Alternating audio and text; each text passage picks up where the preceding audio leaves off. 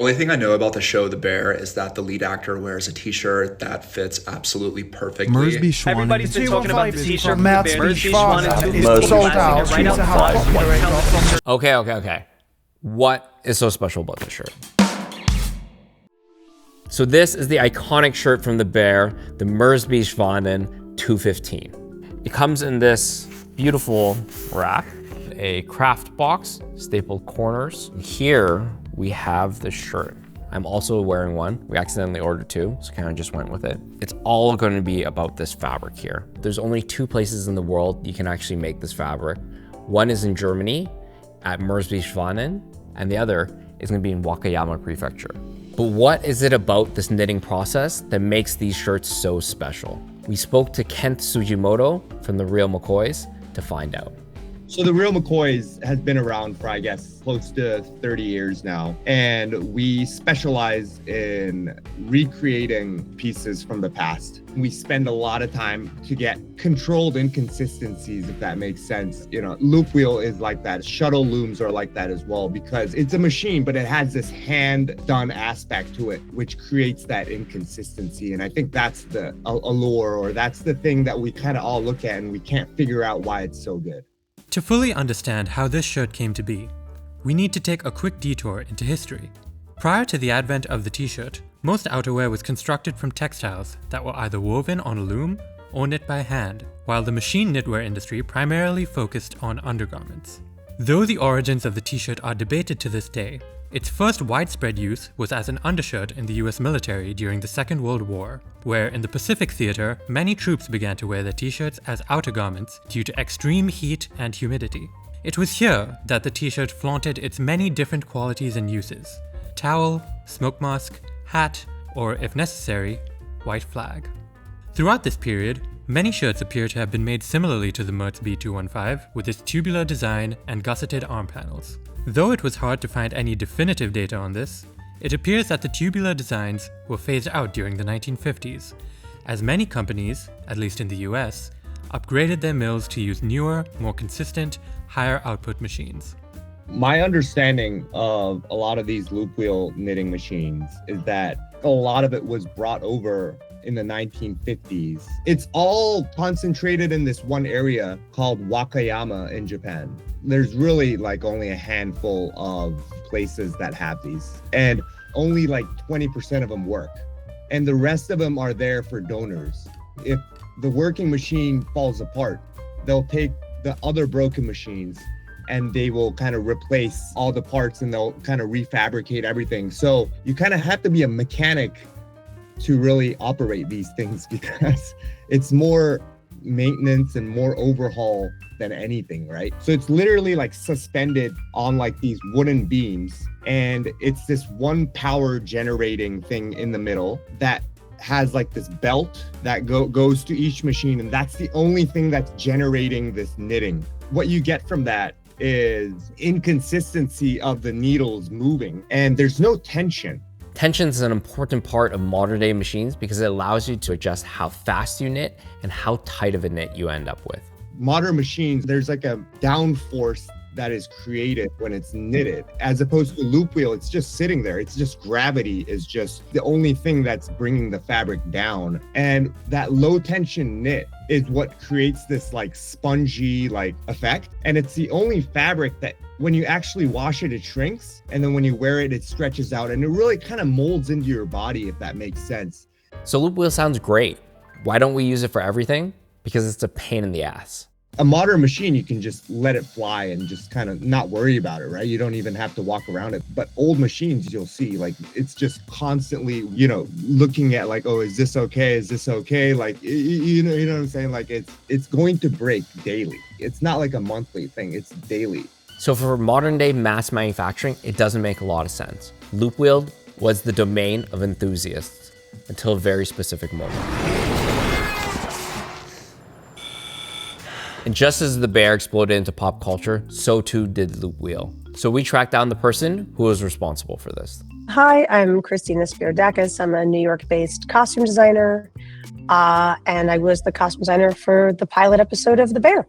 I had been introduced to the MERS t-shirt by a designer that I used to assist, but it was my first thought. It was like, we're talking about white t-shirts, and I was like, oh wait, we tried the MERS, just like a regular old Hanes undershirt, Hanes for Supreme, and then another company whose t-shirts I love called Good Life. And it's just like when Jeremy tried it on, he put it on, and as everybody knows, looks like it was made for him. In the pilot, you find out that he's selling this like very high-end jeans, like very, very rare denim. And it's like an interest in like heritage brands and quality and history.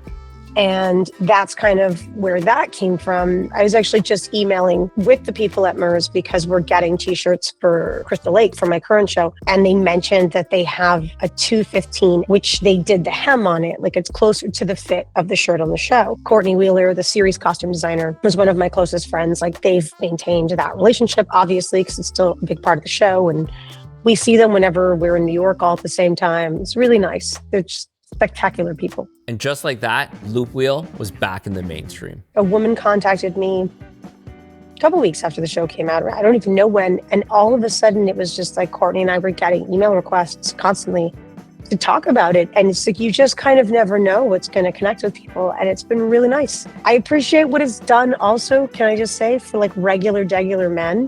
Do you know what I mean? Who like didn't think it was mattered. And then all of a sudden, like, I've got like dudes I'm friends with being like, dude, talk to me about this t-shirt, like send me the link. And I'm like, all right, you've been wearing the same 3 t-shirts as long as I've known you, but like, yeah, sure, get it. And I kind of appreciated that. So that's the story. But what about the actual shirt? It's nice. As mentioned, I happen to be wearing it myself. One thing I do notice about it is I think because of the more loose knit and because of friction between the knits, when you are in one position for a long time, it kind of does shuffle into that position and you don't feel resistance in that position anymore. But the moment I start moving out of that position, that's when you can feel the fabric almost needing to reconform to my body. Another thing I've noticed by wearing it is because it is a tubular construction, you're gonna have the issues that you more often find in tubular construction shirts. It is a little bit more tight on the body itself, which Kent was actually able to give us a little more insight into. Like if you look at actual t-shirts from the 40s, they're very small.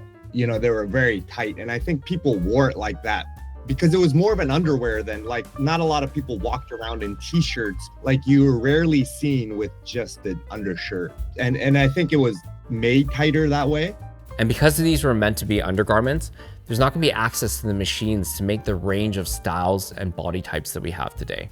You can't create a big loop wheel machine anymore, right? The biggest machine is the biggest machine that exists right now. That's probably the reasoning why a lot of these do turn out to be smaller, if that makes sense. As you can see here, this is a tubular shirt. And for modern day manufacturing, we often associate tubular construction with cheap, low quality shirts. The less sewing processes you have to do, the cheaper you can make the garment, right? When they started mass producing these, they didn't cut the seams because it was faster to make. It was a more convenient way of making t-shirts. So it's just cut, sew, and you're done. And it actually takes a lot of time to hand cut these things, especially if you want a correct neck lining. And it's t-shirts, right? It's not like a jacket where it's like hundreds, it's thousands. Modern day shirts allow you to actually shape the side seams for different body types. And as Cristina said, they ended up landing on this specific shirt because it fit Jeremy's body type the best. I spoke to Jeremy, I sent him the board. The fitting was very funny because that's all that was in the fitting room. Like 5 t-shirts, 5 pairs of black pants, and like 4 pairs of black Birkenstocks. And we were laughing because he's like, this is the fastest fitting I've ever had in my entire life. Like, because that was it. That was the look. Just because it looked really good on his body type, it does not mean it's going to look the same on you. In my experience wearing the shirt, I can definitely feel the shirt somewhat conforming to my body. However, I'm not sure if that's just because I'm paying attention to it more than normal. Next, let's do what we always do. Let's take this apart and see how it compares to a modern day t-shirt.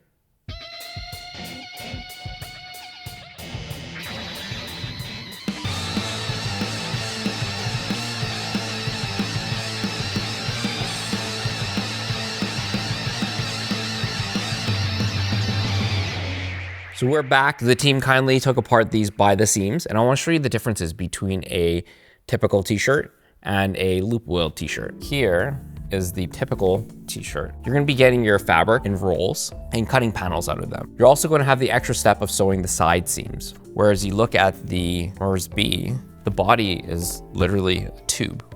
And that's because it comes out of the machine hanging like a tube like this. You'll see where they have cut out for the arm, the back neck, and the front neck. You also see a little marker here from production for placing the gusset.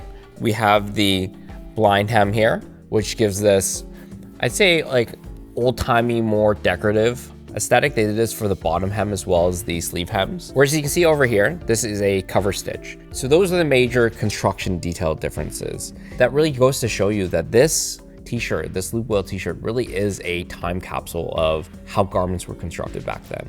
To speak to how amazing that t-shirt is, all we did was shorten it. I very rarely leave an article of clothing how I found it, but I also do believe that the average person thinks that that's out of possibility for them. Most of the time you have a dry cleaner or a place you can go with your regular clothes. If you really like something, it's kind of worth going and having it, make it work for you. So at the end of the day, let's break this down into fit, fabric, and who's the shirt ultimately for.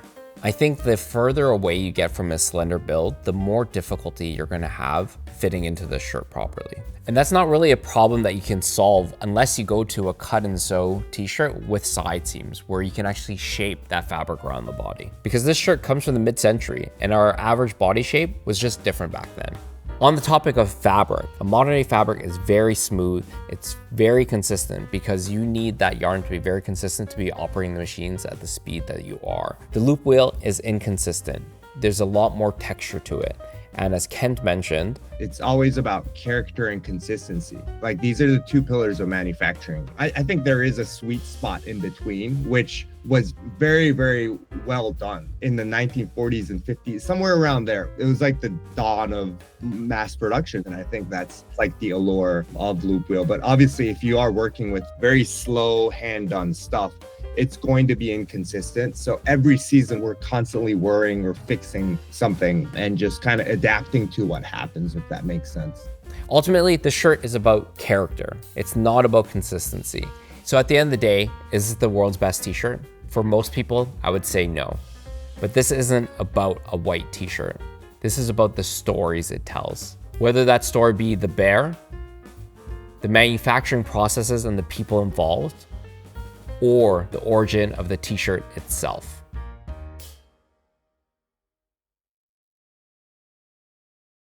Comes with a card, danke.